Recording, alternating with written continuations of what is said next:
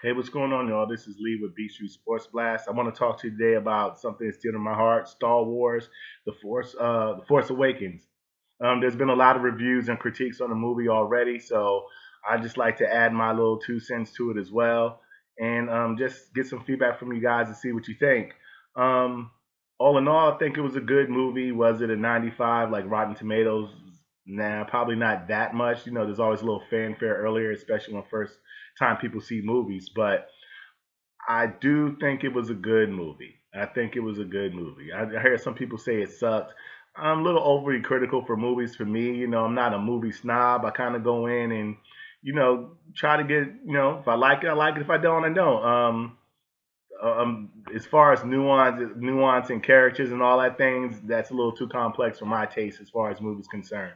Just kind of go in and make a judgment of what I seen overall. And overall, I did like the movie. There's some things I didn't like, and I'll talk about that. But after seeing the movie 2 times, my my feelings even changed over it more. But let's get on into it.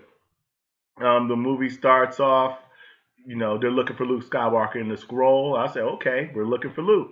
So it comes on, you see the older gentleman talking to Poe Dameron. I don't know who this guy is. I was, first thing is that Kanan? That's what I was hoping for all my Star Wars Rebels fans. But I'm not sure. If you know who it is, you got a theory, hey, put it in the comment section. But he's talking to Poe Dameron, and of course, he has this piece to the puzzle to find Luke Skywalker. Awesome. Oscar Isaac loved his character as Poe Dameron. I thought he did a good job. He had some humor, but some seriousness. He was cocky, but reassured of himself and definitely down with the Republic. So I like the way he carried himself as a character. Um, then enters Kylo Ren. He comes in with the First Order troops, and automatically, okay, we see this guy strong, very commanding. He has the mask on. Kylo Ren. All right, this is our antagonist. All right, he looks the part. Cool. He's menacing for sure. Poe Dameron shoots at him, and he stops the laser beam. I was like, wow, okay. I've never seen this force power before. I haven't seen Yoda use it, haven't seen Palpatine use it, or any other person. So is J.J. Abrams changing the narrative a little bit with the force powers? Even just like with Kylo Ren sticking with him, how he was able to read Poe Dameron's mind and try to read Rey's mind to extract information. I'm like, JJ, were you getting confused with Star Trek a little bit? How you doing? Were you getting confused with that a little bit? Because I don't remember that force power either. And I don't know if I like it really. Seems like you're kind of stretching things a little bit for sure, giving him that ability. But Kylo Ren, I like the character as well. Trust me, I have my parts I didn't like, but I like Kylo Ren as well. I thought the way that the character was portrayed is how Anakin probably should have been portrayed in the prequels. He showed strength. You see his goals, his ambition. You see his conflict, and you see he has temper tantrums. Very well when things don't go his way. He has a desire to be like Darth Vader, and anything that impedes something that looks like success for him really bothers, and he doesn't know how to control his emotions. And maybe that's why he has such affinity for the dark side. So I like the way that character was handled. Even when he took off the mask, I see Adam Driver. I said, okay, I can believe you were Han Solo's son. I don't know. Maybe it's the flowing black hair. I don't know for sure. But I didn't have a problem with it at all. I know some people did. He took off the mask and I don't know, people his ears or some crap or whatever. Man, relax. Enjoy the movie, what's in front of you. I was like, okay, this guy can be Han Solo's son. Ben Solo. It works for me. He played the part well, and I'm sure that character developed further in episode 8 and 9. So Kylo Ren, I'm pretty cool with everything we've seen from him so far. But going back, Finn. That's the character right there. I'm like, okay. First of all, why'd you rope a dope us, dude? You had us thinking this guy was probably going to be he's wielding the lightsaber and everything we've seen. beforehand, and now after you watch the movie, like, oh, he was just holding that on a loner to pass it off later. That that wasn't cool. And then the one particular line of he said something about he was a custodian. He's just a custodian or a janitor. I'm like, are you serious, man? Like, why is he in the book? I mean, why is he in the movie? He's just some gen. But we know there's something more complex to this character than they're showing. It has to be. Some people I hear some people talk about, oh, he's like Jar Jar Binks. Slow that down. Slow that shit way down. Nothing like Jar Jar Binks for sure. Jar Jar Binks is the most annoying character in the history of Star Wars. He was. I understand what they were trying to do with Finn, and I understand certain apprehensions that he did have as a character. You're lost. You're making decisions for the first time on your own by yourself. In a whole new world. So of course there may have been some type of apprehension with him as far as his decision making is concerned. And why would he automatically just be a hero for the rebellion? That doesn't make sense either. So certain things that in his decision making I did understand, but I don't understand why they had the character so weak as well. They could have gave him a little more balls. Let's just say that. Um, and honestly, it's something interesting too because I'm reading this book right here, right now. If you could take a look at that, before the awakening, I guess it's basically giving you some insight in Finn, Ray, and Poe Dameron before the movie start. Before we get up to where we know them in the Force Awakens as a movie, and it's a good read, easy read too. So I advise any true fan to check it out. It is canon, so I would definitely read it if I'm a Star Wars fan. And you read this book, you realize, hold up, Finn should have been a lot more thorough in this movie when you read this book because he was not just some janitorial, corny stormtrooper. He was, as a cadet coming through the ranks, he was like that dude. What I've read so far, I haven't read the whole book, so maybe some of the narrative will change. But from what I've read so far, Finn was not like that dude coming up as a stormtrooper. So maybe that's why Kylo Ren was FN 2187 when he asked about the stormtrooper who helped Poe Dameron get away. Maybe because they kind of knew that they had their eyes on him to begin with because he was such a stout um, stormtrooper. But he was excellent as far as with a blaster and hand to hand combat with weapons. So in the book you kind of understand, okay, maybe that's why he could wield a lightsaber so well because he's trained with different weapons that the Force Order had for the stormtroopers. Or maybe he's force sensitive. Maybe that's why he was so good as a stormtrooper. I'd like to hope so. I'd like to 10 years from now when we see these posters for the Force Awakens, see, yeah, you see that poster with him as lightsaber? Yeah, it was BS. It was a marketing ploy or something. That's not anything what he's like. But overall, Finn, I think they really could have made him stronger. I think he could have had some more heroic moments, like the one-on-one fight when he had the lightsaber with the stormtrooper. He did kill one. All right, so we give him credit for that. But he got beat by the second one. His fight with Kylo Ren was decent for where he's at in his training against a Jedi. So you know, I understand the way that fight went, and I can accept that. But I would have hoped maybe the first fight was against Captain Phasma, and if he lost a fight, it would have been a little more respectable, and it would have given Captain Phasma a little more prominence in the movie as well, because that role was extremely limited for Captain Phasma as well, especially when Finn got her to take down the shield so they could blow up the Starkiller base. So yeah, Captain Phasma really could have been used a lot more better in the movies to my liking. Um, but yeah, let's talk about Han Solo too, real quick.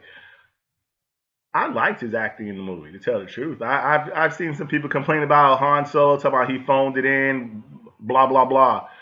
I think he hit the mark on very well as being a 60 or 70-year-old Han Solo. Um, guys, just out there in the world, back to his smuggling, a little grumpier, a little gruffer, wiser. Of course, he's not going to be as fast as he was in the past. So I think he hit the nail on the head. Um, what I didn't like is the way they killed him off, Han Solo.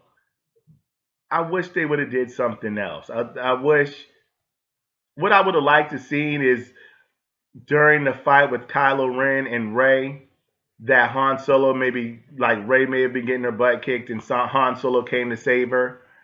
And then, as the planet was destructing, maybe he saved his son's life too, and wound up dying saving his son's life.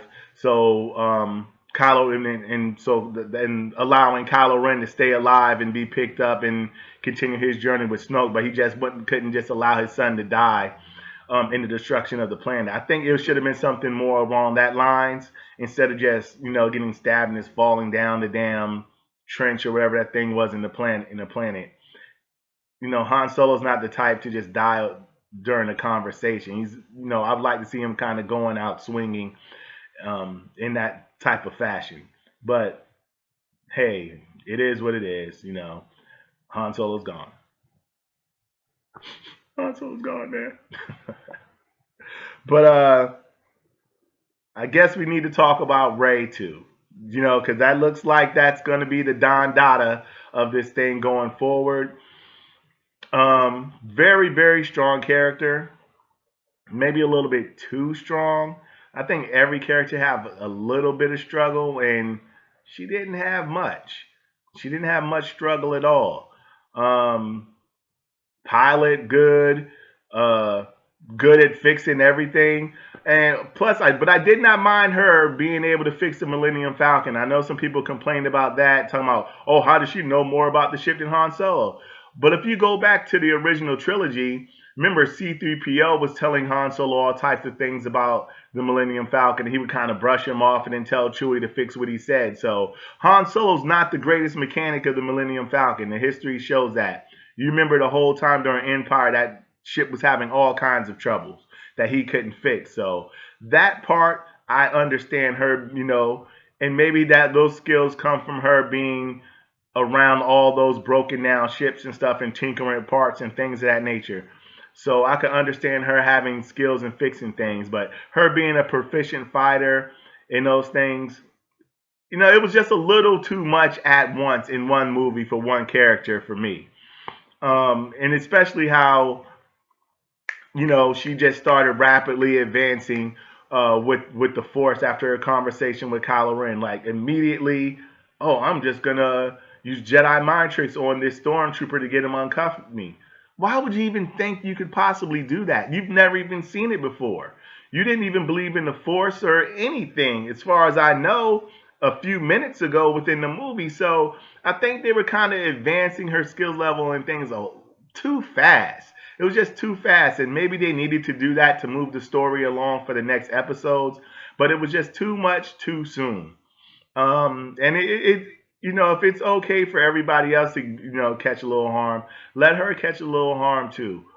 But it's interesting I think it's interesting for me to see where they're gonna go with her as a character, because with her fight with Kylo Ren, I saw a little dark side in Rey. And I wonder if that was done on purpose, a little anger in her. But I really seriously doubt that she would be turned to the dark side. I just don't see Disney having the balls to do that with a female character. That Disney is home of the princess. So would they take that risk of her going to the dark side? And how would the fan base accept that? That would be interesting as well to find out.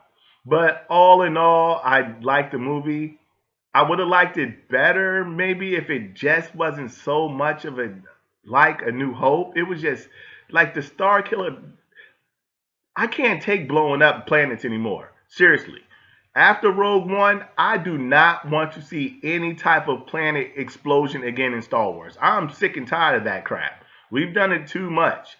Even Phantom Menace having to blow something up at the end, whatever Anakin accidentally blew up, and I'm just tired of blowing up big things in the end of Star Wars movies. We've got to move past that. I don't see. I mean, with Kasdan and JJ writing the script, they really couldn't come up with something better than that. Like Maybe why did they have them maybe fighting just to get their hands on the lightsaber, or maybe just to get the information back to get Luke? I would have much liked that than blowing up another planet again. And the nerd in me doesn't get either. All right, this Star Killer base sucks all the energy from the sun, and they use it to blow up other planets. All right, if you drain a sun, wouldn't something in that galaxy be all out of order? Like, wouldn't the planets like start floating out of orbit and turn into ice and all types of calamities on planets that didn't get destroyed because the sun not being there to keep them in gravitational pull and things of that nature?